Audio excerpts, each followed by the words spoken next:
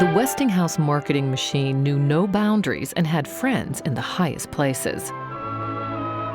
In the 1940s, the Walt Disney Company produced a promotional film for the Westinghouse Electric Company, showing what advancements Westinghouse was making in the area of household appliances, electricity, and modern comforts. 1910, however, brings into our lives what some people are calling a miracle.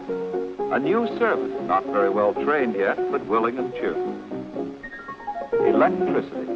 It lightens our homes, but not yet does it lighten our housework. This is a Westinghouse turkey roaster. My grandmother had this, and she had it back in the late 30s, early 40s, and we have used it every year for Thanksgiving since then. By the 1930s, a new day at last.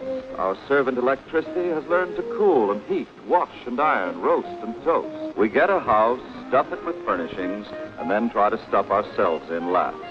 Dependable, it's what you think of Westinghouse. Old line, dependable, usable. I mean, you're talking 60 years of dependability.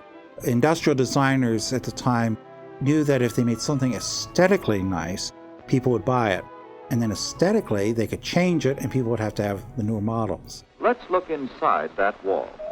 You see, everything is going along fine, with only 1,950 watts plugged into the circuit.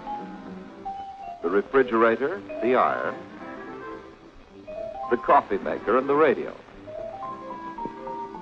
But if we plug in that extra 1,150 watts, just see what happens when it hits and overloads the circuit.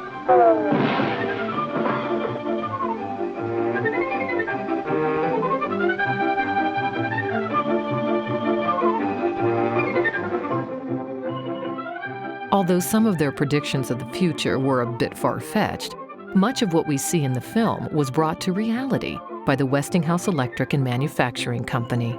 Oh, goodness, what was that? That's what happens when we try to load too many watts on one poor electric circuit.